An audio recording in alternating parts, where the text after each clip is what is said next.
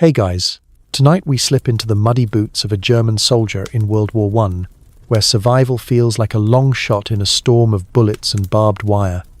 Picture yourself in 1914, standing in a crowded town square, propaganda posters screaming glory, while a recruiter with a waxed moustache sizes you up. The air smells of coal smoke and nervous sweat, and you're just a farmhand or shop clerk, barely 18, roped into a war you don't fully grasp. Spoiler, you probably won't survive this, but let's see how far you get. So, before you get comfortable, take a moment to like the video and subscribe, but only if you genuinely enjoy what I do here. Drop a comment with your location and local time. I'm curious where you're drifting off from tonight. Now, dim the lights, maybe turn on a fan for that soft background hum, and let's ease into tonight's journey together. You're in a small German town, the kind with cobblestone streets and bakeries that still smell like fresh rye despite the war's shadow. It's late summer, 1914, and the Kaiser's call to arms has everyone buzzing. You're not exactly a patriot, but the posters promise honor, and your neighbor Hans joined yesterday, so you're here, pen in hand, signing your life away. The recruiter slaps your shoulder, calls you soldier, and you feel a flicker of pride before the dread kicks in. By week's end, you're on a rattling train to a training camp, packed in with other wide-eyed boys. The carriage smells like damp wool and tobacco, and someone's singing a folk song until a sergeant barks for silence. Training is a blur of shouted orders and aching muscles. You learn to march in step, to salute without thinking, to clean a rifle that feels heavier than your future. The Mauser 98, a bolt-action beast, becomes your new best friend. 5 rounds, deadly at 500 meters, standard issue for the Kaiser's army. You're taught to aim for the chest, not the head, because it's a bigger target, but the dummy you practice on looks disturbingly human. One guy, Fritz, faints during bayonet drills, and the sergeant calls him a soft egg. You laugh, mostly to fit in, but your stomach churns when you imagine actually using that blade. The camp's food is a cruel, joke-watery soup with bits of turnip and bread so hard you soak it in ersatz coffee, a bitter brew made from roasted acorns. You hear a rumor that some recruits in Bavaria got sausages, and you dream about that for days. Historians still argue whether the German army's early confidence came from propaganda or genuine belief in victory, but you feel it in the everyone thinks this war will be over by Christmas. Spoiler, it won't be. Your bunkmate, Klaus, swears he saw a general's horse wearing a better coat than you, and you both snicker, but the truth stings. Your uniform is scratchy, ill-fitting, and smells like the last guy who wore it. You're assigned to an infantry regiment, the 73rd, headed for the Western Front. The train ride west is endless, the countryside blurring past fields, villages, then shattered towns where the war's already left its mark. You clutch a letter from your mother, promising to pray for you, but it's hard to feel divine protection when you're rolling toward Belgium. The guy next to you, Otto, keeps muttering about English machine guns, and you wish he'd shut up. You're not trained for this, not really just enough to march in a straight line and not shoot yourself in the foot. As the train slows, you hear distant booms, like summer thunder that never stops. The sergeant says it's artillery, and your throat tightens. You step off into a world of mud and chaos, men shouting in dialects you barely understand, carts creaking under ammunition crates. Your boots sink into the earth, and you realize this is it. No more drills, no more songs. You're a soldier now, and the war doesn't care if you're ready. You sling your rifle, adjust your too heavy pack, and follow the line toward the trenches. Somewhere, a crow caws, and you wonder if it's laughing at you. You're ankle-deep in the Western Front's trenches now, the air thick with the stench of wet earth and unwashed bodies. The trench is a jagged scar in the ground, barely wide enough for 2 men to pass without brushing shoulders. Wooden planks line the bottom, but they're slick with mud, and you slip, catching yourself on a sandbag that feels like it's stuffed with rocks. Your sergeant, a grizzled man with a scar across his chin, barks at you to keep moving. You're in Belgium, 1914, and the war's already a grinding machine, chewing up men and spitting out chaos. The sky is grey. the kind of grey that makes you forget what sunlight feels like, and the distant rumble of artillery is your new heartbeat. The trench is your world, now 6 feet deep, zigzagging to block enemy fire, with walls of crumbling dirt held up by splintered wood. You duck under a low beam, and a rat the size of a cat scurries over your boot. You stifle a yelp, but the guy behind you, Wilhelm, chuckles. "Get used to it," he says. "They're the real trench commanders." You try to laugh, but it comes out more like a cough. The rats are everywhere, nibbling on crumbs or worse, and you've heard stories of them gnawing boots right off sleeping men. A quirky tidbit floats around the regiment. Some soldiers claim the rats can predict shelling, scurrying away minutes before a barrage. You're not sure if it's true, but you start watching them closely. Life here is a rhythm of waiting and dread. You're assigned to a section of trench with your squad, a dozen men who look as lost as you feel. Your job is to stand guard, repair walls, and try not to think about the snipers just a few hundred yards away. The trench system, a hallmark of World War I, stretches hundreds of miles across Europe, a muddy labyrinth where millions will live and die. You learn fast that no man's land lies between you and the enemy, a barren strip of craters and barbed wire where nothing survives long. At night you hear moans from out there, but you're ordered not to help. "They're bait," the sergeant says, and you hate how that makes sense. Your pack is a torture device, 60 pounds of gear, including ammunition, a rolled blanket, and a tin of biscuits that taste like sawdust. You're issued a gas mask, a clunky thing that smells like rubber and makes you feel like you're drowning on land. The older soldiers teach you tricks. Keep your rifle wrapped to avoid mud, sleep with your boots on to stay warm, and never drink from a puddle, no matter how thirsty you are. One guy, Paul, swears he saw a soldier trade his watch for a bottle of French wine, only to find it was vinegar. You laugh, but you're too tired to really mean it. The food is barely food. Breakfast is a chunk of black bread and a smear of margarine. Lunch is watery potato soup, and dinner might be a can of stringy beef if you're lucky. You're always hungry, and the cold seeps into your bones, making your fingers fumble when you clean your rifle. Sleep is a luxury, snatched in 2-hour shifts on a fire-steeper ledge where you perch, knees to chest, trying not to slide into the mud. You dream of your mother's kitchen, but the thought fades when a shell explodes nearby, showering you with dirt. Historians still argue whether trench life broke men more through fear or sheer exhaustion, but you're starting to think it's both. You're on sentry duty at dawn, peering through a periscope because sticking your head up is a death wish. The enemy trenches are close enough that you hear their coughs, their curses in English or French. You wonder if they're as miserable as you are. A shell lands too close, and you duck, heart pounding, as clods of earth rain down. Wilhelm slaps your back, says you'll get used to it, but his eyes look hollow. You're not sure if he's joking or just broken. The trench is home now, but it's the kind of home that makes you miss that rickety train ride from Section 1. At least then, you could pretend this was an adventure. You're still in the muck of the Western Front, the trench walls closing in like a damp, earthen cage. The air's heavy with the smell of rotting wood and something sour you don't want to identify. It's 1914, pushing into autumn, and you're learning the rhythm of trench life, a grinding cycle of labour, hunger, and waiting for something to kill you. Your boots are soaked, your socks are lost cause, and every step squelches. You're not sure what's worse, the mud that sucks at your feet or the way your stomach growls louder than the distant artillery. The trench is your universe now, and it's not a kind one. Your day starts before dawn, when the sergeant kicks your boot and growls, "Up, you lazy swine!" You scramble to your feet, rubbing sleep from your eyes, and join the squad for Stand To, a daily ritual where you line the trench, rifle ready, in case the enemy tries a dawn raid. Nothing happens today, but the tension leaves your shoulders aching. Afterward, you're on maintenance duty. The trench walls collapse if you sneeze too hard, so you spend hours shoveling mud, reinforcing sandbags, and laying new duckboards wooden planks that keep you from sinking into the ooze. By noon, your hands are blistered, and you're dreaming of a dry pair of gloves. Food is your obsession.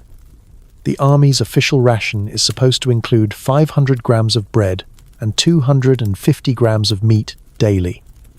A fact drilled into you by a quartermaster who clearly never saw the front. In reality, you're lucky to get half that. Today's lunch is a tin of bully beef. So salty, it burns your tongue, paired with bread that's more mold than flour. You trade a cigarette for a bite of Wilhelm's apple, a rare treasure he got from a supply cart. He winks and says, "Better than kissing a girl," and you both laugh, though it's more out of habit than joy. A quirky rumour floats around. Some soldiers swear they found chocolate in a dead Frenchman's pack, but you're not sure if it's true or just trench gossip to keep spirits up. You're also on latrine duty, which is as awful as it sounds. The trench latrine is a bucket behind a tattered curtain, and emptying it means hauling it to a pit while trying not to gag.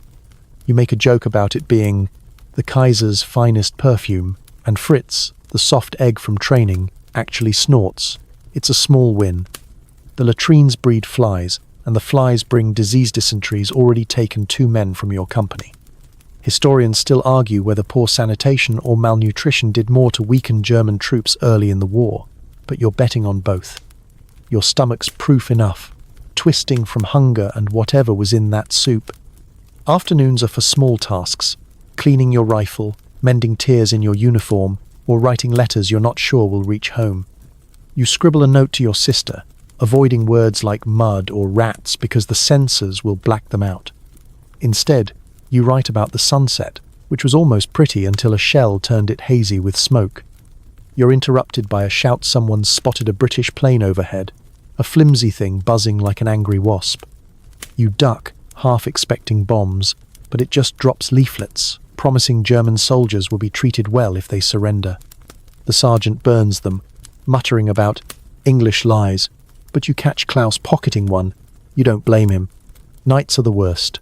You're back on sentry duty, staring into no man's land through a loophole in the sandbags.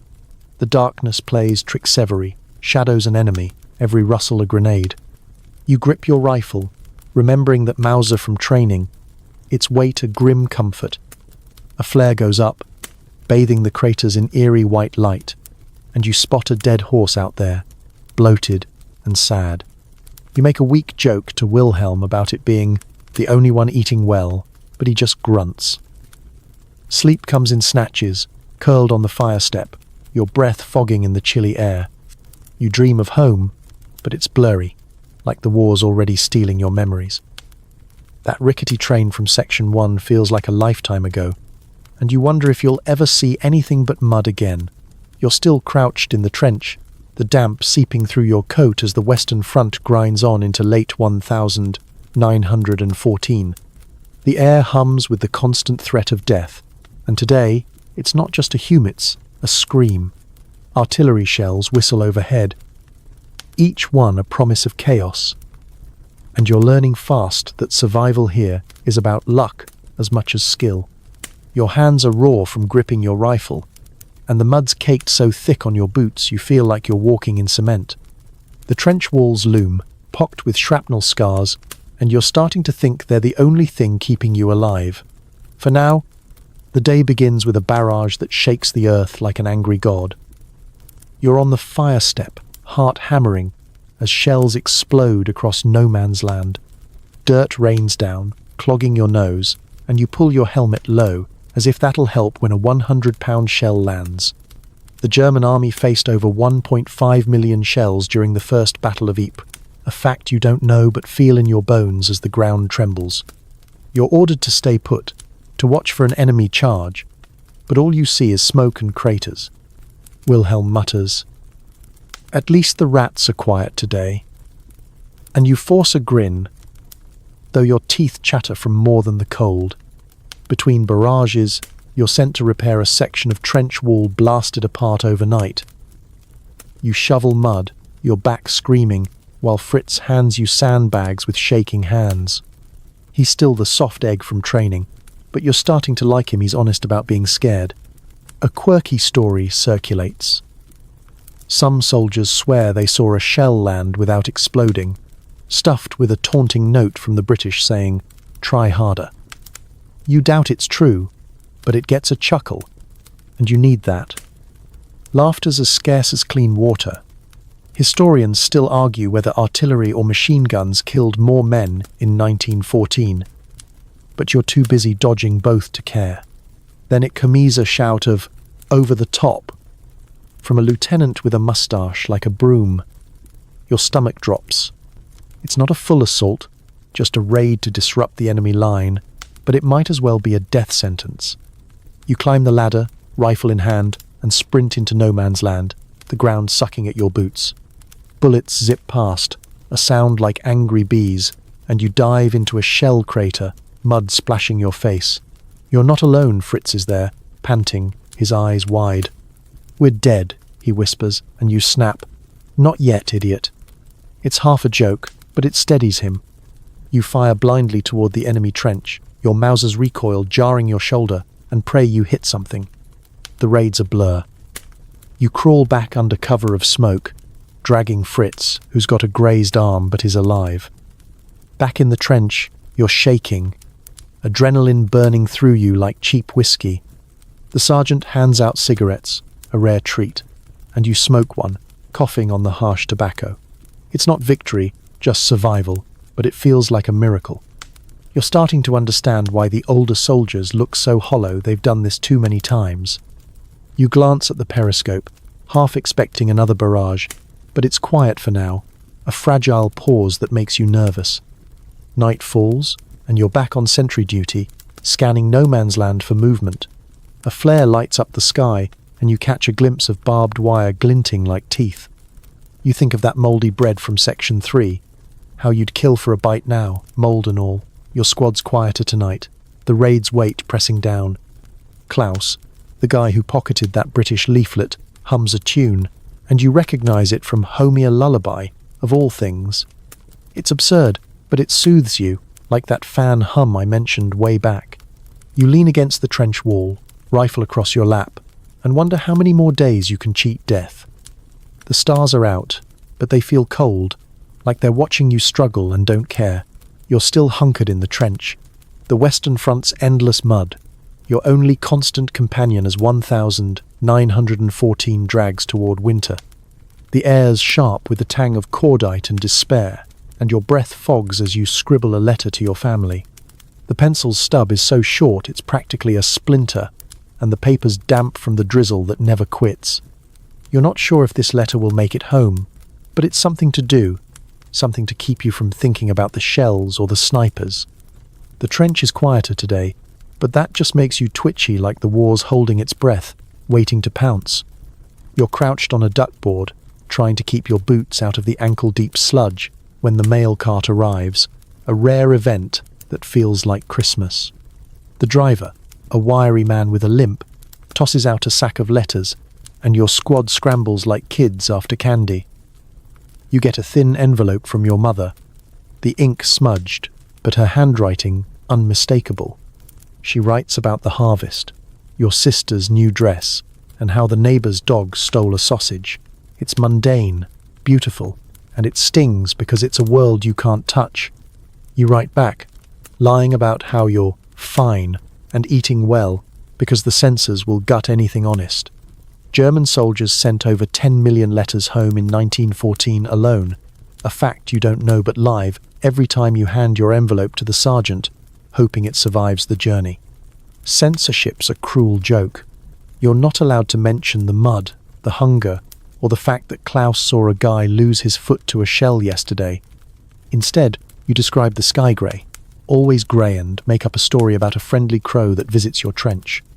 It's nonsense, but Fritz overhears and snickers, saying, "That crow's probably a spy." You laugh, and it feels good, like shaking off a layer of grime. A quirky rumour's going around. Some soldiers claim they've seen letters arrive with British stamps, smuggled across lines by who knows what means. You doubt it, but it's a nice though humanity sneaking through the war's cracks.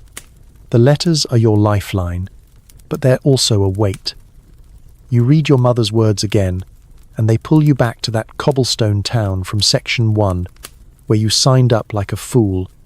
You tuck the letter inside your coat, next to your heart, and try not to think about how far away home feels.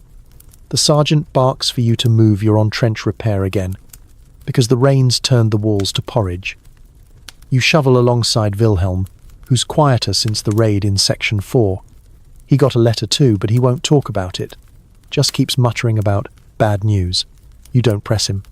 Historians still argue whether letters from home boosted morale or made soldiers more homesick, and you're caught in the middle. The words warm you, but they also remind you of everything you're missing. You're interrupted by a shout enemy. Snipers are active, and you're needed on the fire step. You grab your Mauser, the one you've cleaned so often it's practically family, and peer through a loophole. No man's land is a wasteland of mud and wire, but you spot movement, a shadow, maybe a man, maybe nothing. You don't shoot. Ammo's too precious, and you're not sure you could hit anything anyway. The sergeant calls you cautious, like it's an insult, but you're just trying to stay alive. Night settles in, cold and damp, and you're on sentry duty again. The letter still pressed against your chest. A flare pops, lighting up the craters, and you think of your sister's dress, blue as the sky you haven't seen in weeks. You make a weak joke to Fritz about starting a trench post office, and he grins, but it's fleeting. The war's grinding you down, and the letters, precious as they are, can't change that. You lean against the sandbags, rifle ready, and listen to the distant rumble of guns, wondering if your words will ever reach home here, if you will. Winter's claws dig into the western front now, late 1914, and the trench feels like a frozen grave. You're shivering in your threadbare coat, the wind slicing through like a bayonet, and the mud's turned to icy sludge that cracks under your boots. Your breath hangs in the air, and your fingers are so numb you can barely hold your rifle. The sky's a leaden blanket, dumping sleet that stings your face, and you're starting to forget what warmth feels like. The war's relentless, but winter's a whole new enemy, and you're not sure which one's winning. You're on fatigue duty, hauling crates of ammunition through the trench, your boots slipping on icy duckboards. The cold's brutal temperatures on the Western Front dropped below freezing for weeks in 1914, a fact that explains why your toes feel like they're plotting mutiny. You wrap your scarf tighter, a ratty thing your mother knitted, and try to ignore the ache in your joints. The older soldiers say trench foot's the real killer, not bullets, and you've seen guys with blackened toes whimpering as medics cut away their boots. You check your own feet obsessively, rubbing them with whale oil, a smelly paste the army swears by, though you're not convinced it works. Disease is everywhere. Fritz, your soft-egg friend, is coughing non-stop, a wet hack that makes you wince.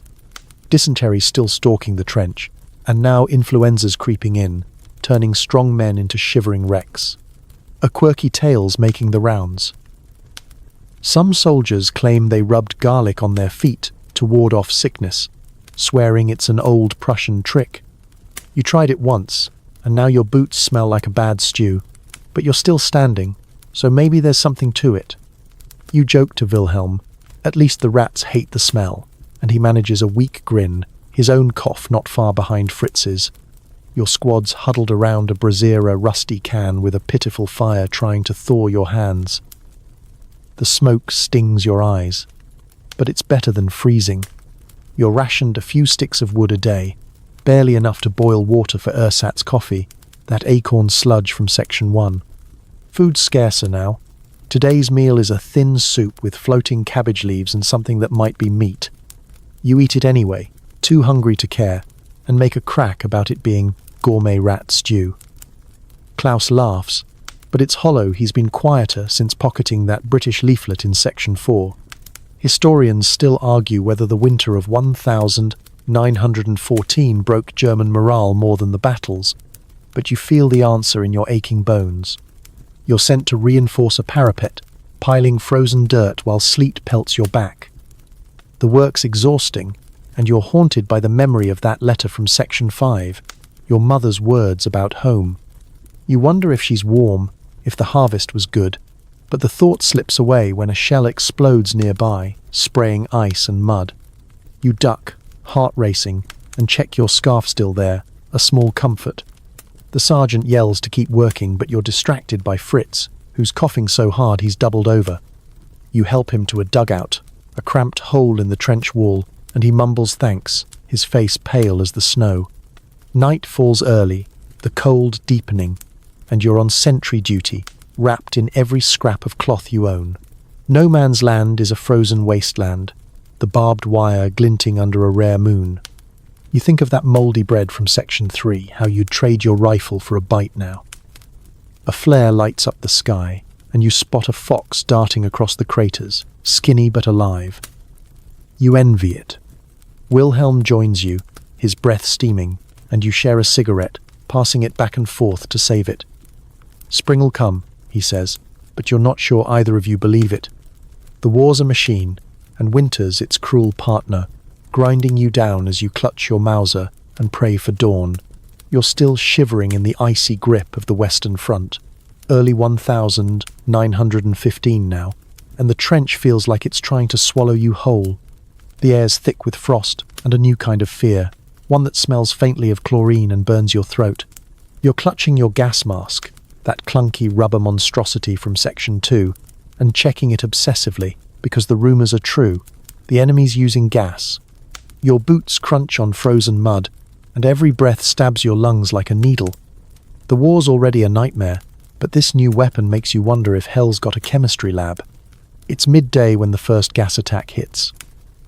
You're on the fire step, scanning no man's land, when a low, yellowish cloud rolls in, silent and sinister.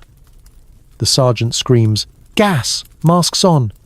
And you fumble with the straps, your numb fingers betraying you.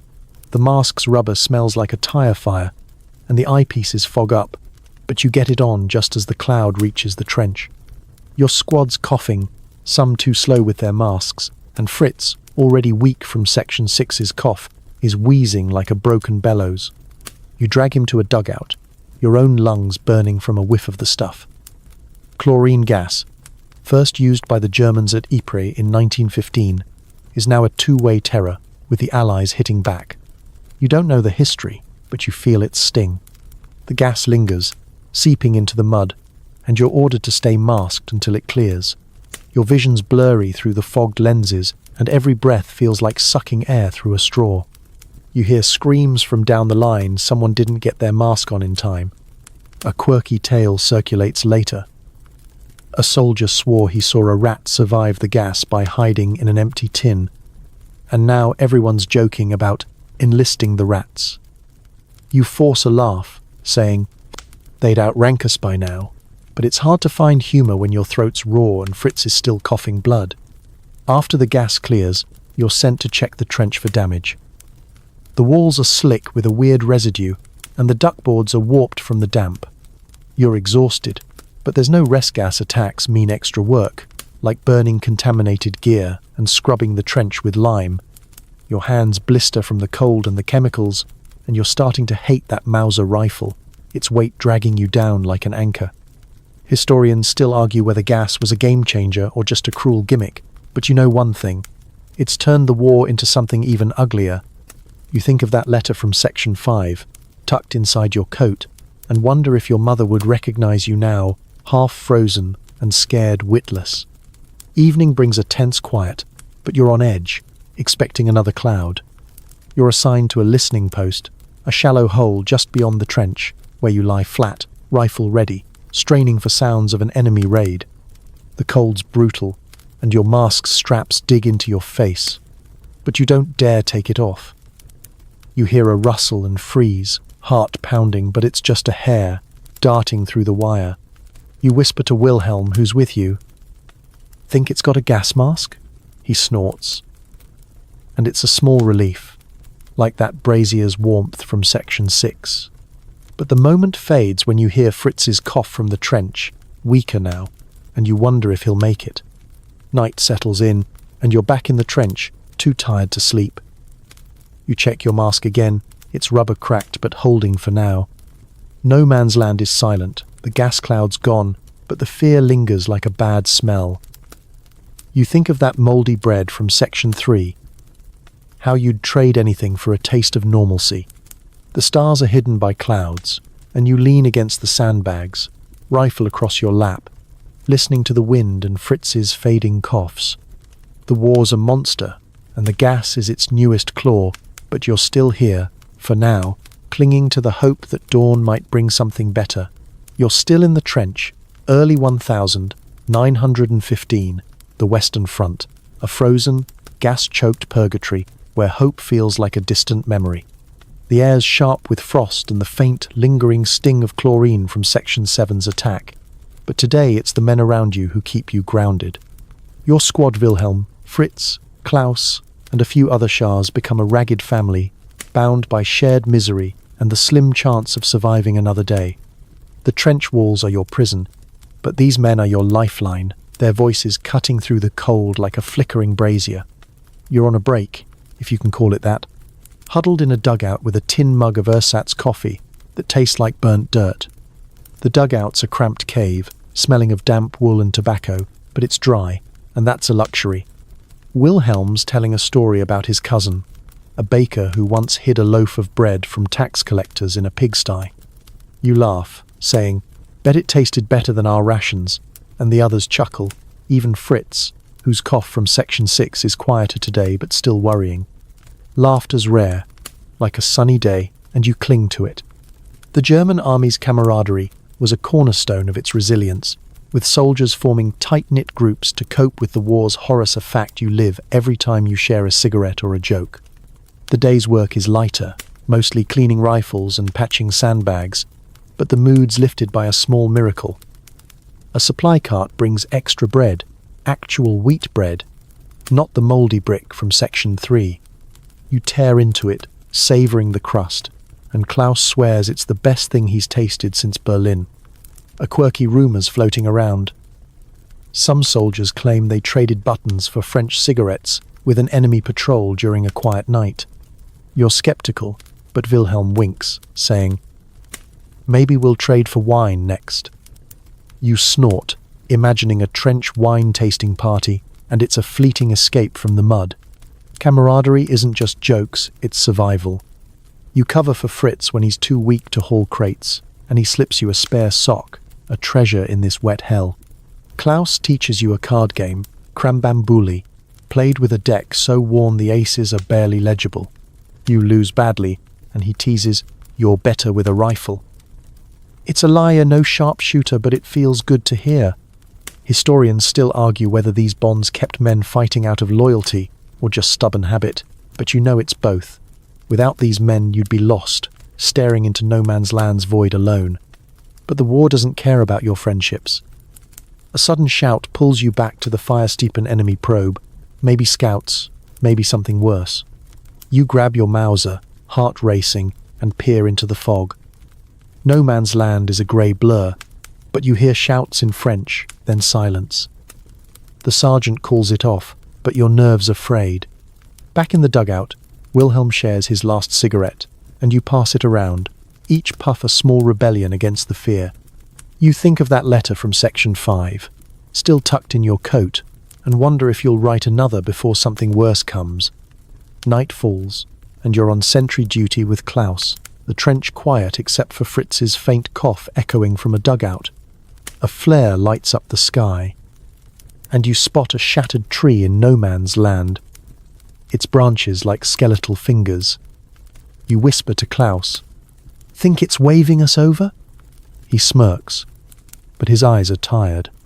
The cold's back, creeping through your coat, and you pull your scarf, your mother's, from Section 6 tighter. These men, this moment, they're what keep you going, even as the war grinds on. You lean against the sandbags, rifle ready, and listen to the night, hoping tomorrow brings more bread, more laughs, and one less reason to be afraid.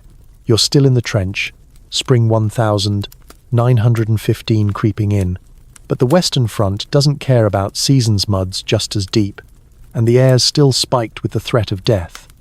Your squad's your anchor, those ragged faces from Section 8, but now you're all under the thumb of officers whose orders feel like a game you're not winning.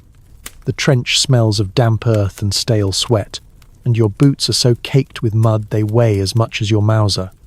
You're tired, bone deep, and the sergeant's voice, sharp as a bayonet, keeps you moving when all you want is to collapse. You're on fatigue duty again, dragging sandbags to reinforce a crumbling parapet. The lieutenant, a young man with a mustache too neat for the front, paces behind you, barking orders like he's read them from a manual. "Faster, you slugs," he snaps, and you bite back a retort. The German army's discipline was ironclad, with officers enforcing strict hierarchies even in the chaos of 1915, a fact you feel every time you salute a man who's never held a shovel.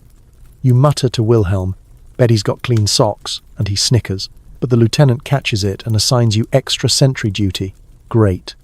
Officers aren't all bad, but they're a breed apart. Your captain, a grizzled veteran with a limp, at least knows the trench's misery has shares his flask once, a burn of schnapps that warms your throat. But the higher-ups? They're ghosts, sending orders from dugouts you'll never see. A quirky story's going around. Some soldiers swear a general visited the front disguised as a private to check morale, only to get stuck in the mud like everyone else. You laugh, saying, "Hope he lost his fancy boots." And Fritz, still coughing but tougher now, grins. Historians still argue whether officers' disconnect fueled mutinies or just resentment, but your leaning toward the latter reverie order feels like a slap from someone who doesn't get it. Today's orders are maddening. Dig a new sap trench, a narrow tunnel toward no man's land, to spy on the enemy. It's suicide. Work snipers love sappers, but you obey, crawling through mud with a spade, praying you're not spotted. Your hands blister, and the air's so close you're dizzy.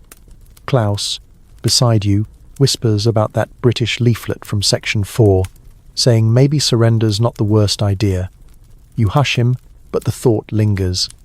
Disobedience means a firing squad, and you've seen men shot for Lesson refuse to climb a ladder during a raid, and now he's a memory. Back in the main trench, you're handed a new order. Patrol no man's land tonight to cut enemy wire.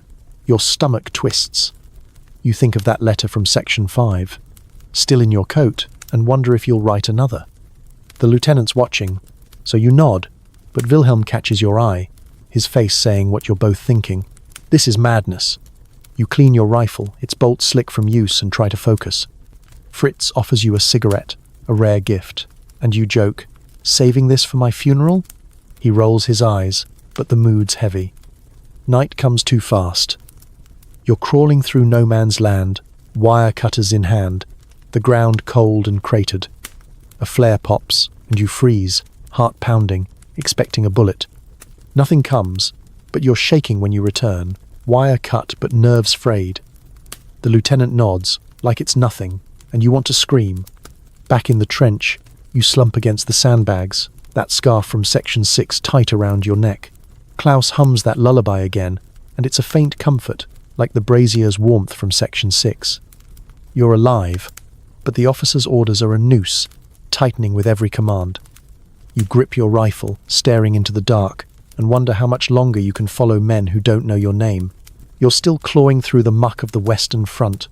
Summer 1916 now, and the trench is a familiar hell, its walls slick with rain and dread.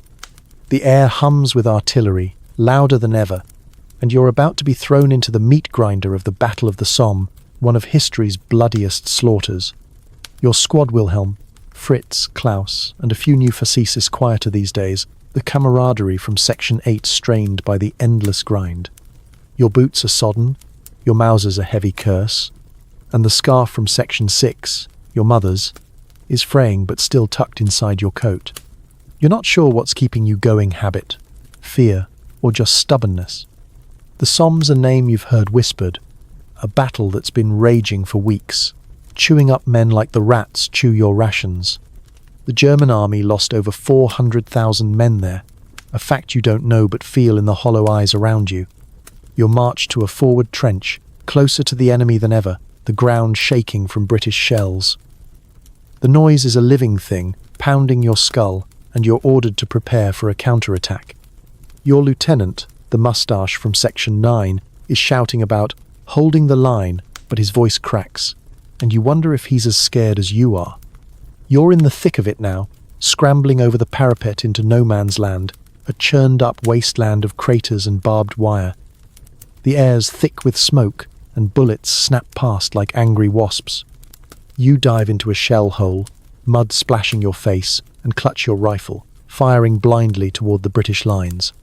Fritz is beside you, his cough from Section 6 worse now, but he's still fighting, his face grim. A quirky tale's been floating around. Some soldiers swear they saw a British tanker hulking metal beast lumbering through the fog, but you haven't seen it, and you're not sure you want to. You joke to Fritz, think it's got room for us. But your voice shakes, and he doesn't laugh. The battle's chaos is relentless. You're ordered to charge a machine gun nest, a death sentence wrapped in patriotism. You run, heart-pounding, dodging craters and bodies, your Mauser useless against the chatter of guns. Wilhelm's ahead, shouting something you can't hear, and then he's down, a red bloom on his chest. You freeze, bile rising, but there's no time to mourn. You dive, behind a shattered tree, gasping. Historians still argue whether the Somme was a strategic necessity or a senseless bloodbath, but you're living the answer. It's both, and it's breaking you. You crawl back to the trench under cover of dusk, dragging Fritz, who's limping but alive. The lieutenant's nowhere to be seen, and you're not sure if he's dead or hiding. Your squad's smaller now Wilhelm's gone, and Klaus is missing, maybe lost in the chaos, or finally acting on that leaflet from Section 4. You slump against the sandbags, your hands shaking as you light a cigarette, the last of Fritz's stash from Section 8. You try to joke, saying, "Guess we're the lucky ones." But it's bitter. And Fritz just stares into no man's land. His cough the only reply. Night falls, and you're on guard, staring at the craters where Wilhelm fell. The Somme's still roaring, shells bursting like a nightmare's fireworks. You think of that letter from Section 5. Your mother's words fading like the scarf's threads. The trench is quieter without Wilhelm's stories, and you wonder if you'll ever laugh like you did in that dugout. A flare lights up the sky, and you see the wreckage bodies, wire, a world torn apart. You grip your rifle, its weight a grim reminder of the orders from Section 9, and wonder if you'll survive another charge. The war's a beast, and the Somme's its hungriest jaw, but you're still here, for now, clinging to the mud and the memory of better days. The Western Front, late 1916, is a graveyard of mud and broken men, and you're still in the trench, the Somme's carnage from Section 10 a fresh scar on your soul. Your squad's a ghost of itself. Wilhelm's gone, Klaus is missing, and Fritz's cough is a constant reminder of how fragile you all are. You're wounded now, a jagged gash on your leg from a shell fragment during that hellish charge. It's not fatal, but it burns like fire, and you're limping through the trench, leaning on a stick like an old man. The air's thick with smoke and the sour stink of blood, and you're wondering if you'll ever see that cobblestone town from Section 1 again. You're carried to a field hospital, a canvas tent a mile behind the lines, packed with moaning men and overworked medics. The journey's a blur, stretcher bearers cursing as they slog through mud, shells whistling overhead. The hospital's no sanctuary. It smells of antiseptic and despair, and the surgeon's hands are stained red. Your wound's cleaned and bandaged, but there's no morphine, just a swig of brandy that barely dulls the pain. The German army treated over 1 million wounded in 1916. A fact you don't know but feel in the crowded tent, where men scream or go silent, both equally haunting. You lie on a cot, staring at a blood-stained ceiling, and think of that scarf from Section 6, still in your coat, now splattered with mud. A quirky story's whispered among the wounded. Some soldiers claim a medic used cognac to sterilize wounds when supplies ran out. And one guy drank the leftovers. You mutter to Fritz, who's on a cot nearby. Bet it tasted better than our coffee. And he manages a weak smile. His cough quieter, but his face pale. The medics are brutal but efficient, stitching you up with thread that feels like wire. Historians still argue whether field hospitals saved more lives or just prolonged suffering, and you're not sure where you stand. Your leg throbs, but you're alive, which is more than you can say for Wilhelm. You're not out of the war yet. After a few days, you're sent back to the trench, your legs stiff but functional. The sergeant doesn't care about your limp. He hands you your Mauser and points to the fire step. You're weaker now, and the trench feels colder, the mud deeper. Fritz sticks close, his cough a grim metronome, and you share a cigarette, remembering those card games from Section 8. You joke, think they'll let us retire now? But Fritz just shakes his head. The war doesn't care about your wounds or your fear, it demands you keep going. Back on sentry duty, you lean against the sandbags, your leg aching under the weight of your gear. No Man's Land is a silent wasteland tonight, but you're haunted by the Somm's chaos, Wilhelm's fall, and Klaus's absence. You wonder if he surrendered, like that leaflet promised, or if he's just another body in the mud. The lieutenant from Section 9 is back, barking orders, but his voice is hollow. He's seen too much too. You think of your mother's letter from Section 5, its words fading like a dream, and check your scarf, a tattered reminder of home. A flare lights up the sky, and you spot a shattered helmet in the wire, glinting like a warning. You grip your rifle, your wound throbbing, and try to focus on the present, but the hospital's screams echo in your head, and you wonder how much more you can take. You're back in the trench, late 1916, your leg wound from Section 11, a dull ache under a grimy bandage. The Western Front is a frozen, muddy hell, and the air's thick with whispers of defeat. Your squad's a shadow of what it was. Fritz is still coughing, Klaus is gone, and Wilhelm's absence from Section 10 is a wound that doesn't heal. The trench smells of wet wool and despair, and your Mauser feels heavier every day, like it's soaking up the war's weight. You're clutching that fraying scarf from Section 6, your mother's, and it's the only thing keeping you tethered to something human. The rumors are relentless now. You hear them while shoveling mud or passing a cigarette. Germany's losing ground, supplies are dwindling, and the Kaiser's promises are crumbling like the trench walls. The German army's morale was cracking by late 1916, with soldiers facing shortages and endless stale Malteser. Fact, you live in the empty ration tins and the thinner soup. Today's meal is a watery broth with a single potato chunk, and you joke to Fritz, think it's hiding from the war too? He coughs out a laugh, but his eyes are distant, like he's half somewhere else. A quirky tale's making the rounds. Some soldiers swear they saw a deserter slip into no man's land with a white flag, only to be welcomed back by both sides for a night of drinking before disappearing. You're skeptical, but it's a spark of hope in a dark place. You're on fatigue duty, patching a parapet under a drizzle that soaks your coat. The lieutenant from Section 9 is quieter now, his moustache less pristine, and you wonder if he's heard the rumors too. Historians still argue whether these whispers of defeat came from enemy propaganda or real cracks in the German war machine, but you feel the truth in the hollow faces around you. You're sent to a listening post at dusk, lying in a shallow crater just beyond the trench, your rifle ready. The cold bites through your coat, and your wound throbs with every heartbeat. You hear snippets from the enemy line's English voices, a snatch of song, and it's eerie how human they sound. Fritz is with you, his cough muffled but persistent, and you whisper about home, about that letter from Section 5 you both cling to like a talisman. He admits he's been thinking about that British leaflet from Section 4, and you tense, because talking like that is dangerous. You don't report him. Snitches don't last long here, but the idea of surrender lingers like a bad smell. Back in the trench, you're handed a rare treat, a tin of sardines, split among 5 men. You savour your sliver, the salt a shock after weeks of bland slop. You make a weak joke about starting a trench aquarium, and Fritz grins, but the mood's heavy. The rumours are louder, now talk of mutinies, of soldiers refusing orders, of cities back home going hungry. You think of your mother, wondering if she's eating better than you, and check that scarf, its threads barely holding together. A shell lands nearby, spraying mud, and you duck, heart racing, remembering the Somm's chaos from Section 10. The war's grinding you down, and the whispers of defeat make you wonder if it's all for nothing. Night falls, and you're on sentry duty, staring into no man's land's darkness. A flare lights up the craters, and you see a shattered cart, its wheels spinning in the wind like a mocking salute.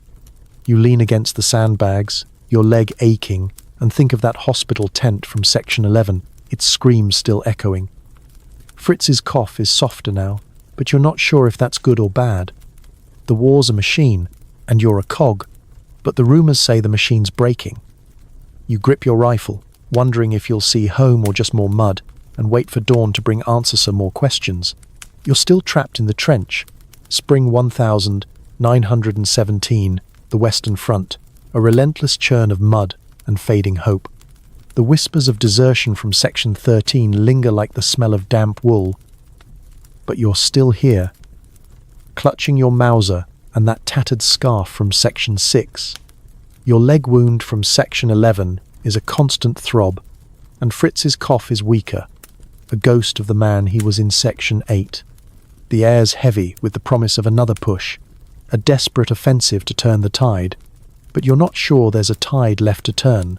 The war's a beast, and you're about to be fed to its jaws again. You're roused at dawn by the lieutenant from Section 9, his voice cracked but insistent, ordering your squad to prepare for an assault.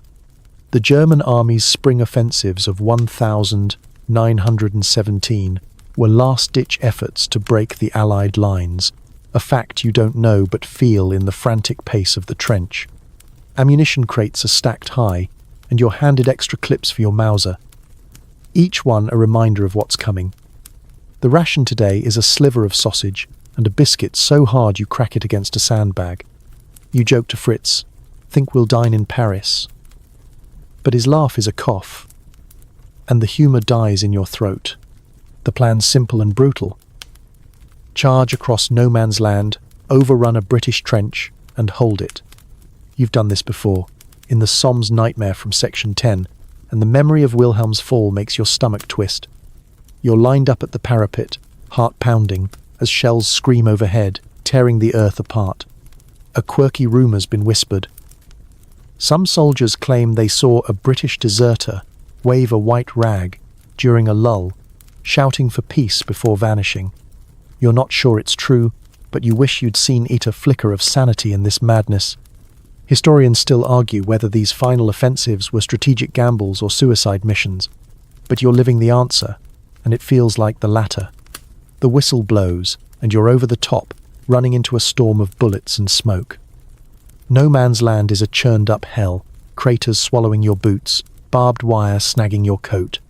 You fire blindly, your Mauser's recoil jarring your shoulder, and dive into a shell hole, mud splashing your face. Fritz is there, gasping, his rifle lost somewhere in the chaos. You shout at him to move, but he's frozen, and you drag him forward, your leg wound, screaming. Machine guns chatter, and men fall around you, their screams drowned by the roar of artillery. You reach the enemy trench, a miracle, but it's a slaughter bodies everywhere. Yours and theirs. You hold the trench for hours, ducking shells and firing at shadows. Fritz is beside you, his cough a wet rattle, and you share a cigarette, the last of that stash from Section 8. You try a joke. Think we'll get medals or just more mud?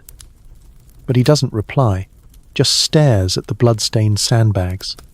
The counterattack comes at dusk, and you're pushed back, crawling through no man's land again, Fritz limping behind. You're alive somehow, but the trench you return to feels like a tomb. The lieutenant's gone dead or missing, and the sergeant's shouting about holding the line. But you're too tired to care. Night falls, and you're on the fire step, staring into the dark. A flare lights up the craters, and you see a shattered rifle, glinting like the helmet from Section 11. Your scarf's threads catch on your coat, a faint echo of home, and you think of that letter from Section 5, its words blurred by time. The offensive failed, like everything else, and the whispers of desertion are louder now, but you're too broken to act on them. Fritz's cough is barely audible, and you wonder if he'll make it through the night. You grip your Mauser, the war's weight crushing you, and wait for whatever comes next, knowing it won't be good. You're still in the trench. Late 1918, the Western Front, a battered wasteland where hope has long since drowned in the mud. Your leg wound from Section 11 is a scarred ache, and Fritz, your last tether to the squad from Section 8, is barely holding on, his cough a faint whisper now. The scarf from Section 6, your mother's, is a threadbare relic, tucked inside your coat like a fading memory. The war's end is near, everyone feels it. But it's not victory you sense, just exhaustion.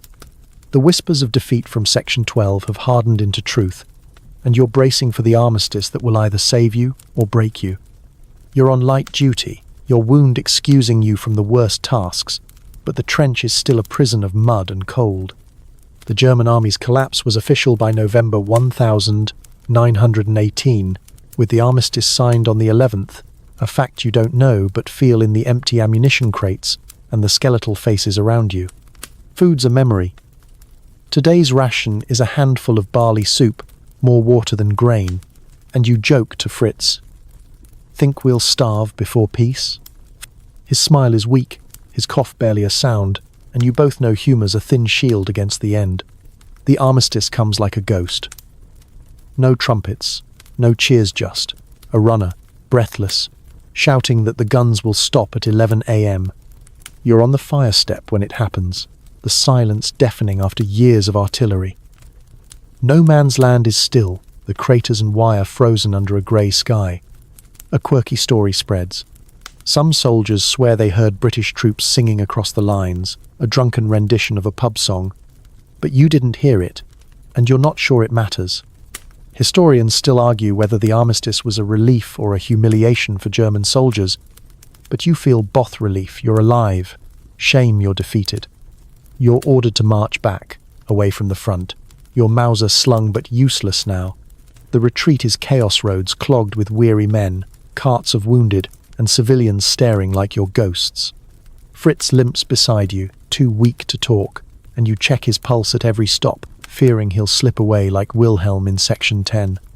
You think of that letter from Section 5, its words a distant dream, and clutch your scarf, its last threads holding your mother's love. The war's over, but survival feels hollow. You're headed to a Germany you don't recognize, hungry and broken. You reach a camp, a muddy field with tents, and wait for discharge papers. Men talk of home, but the rumours from Section 12 strikes. Starvation make you wonder what's left. You share a cigarette with Fritz, a final gift from a passing medic, and try one last joke. Think they'll throw us a parade? He coughs, a faint chuckle, and you both know there'll be no parades, only questions. The war's done, but it scars your leg, Fritz's lungs, your shattered squad will follow you forever. Wind down. As you sit in the camp, the world softens, the sharp edges of the trench fading like a bad dream. The sky's still grey, but it's quieter now, the silence wrapping you like a blanket. You think of home, not the war-torn Germany awaiting you, but the cobblestone town from Section 1, where your mother's kitchen smells of rye bread and warmth. The scarf's still there, a whisper of her love, and you imagine her voice, soothing, telling you to rest. The war's over, and you're here, breathing, alive. Let the mud, the shells, the fear slip away. Picture a field, not no man's land, but one with grass, soft under your feet, the wind gentle, carrying you towards sleep. Close your eyes, let the silence hold you, and drift into peace.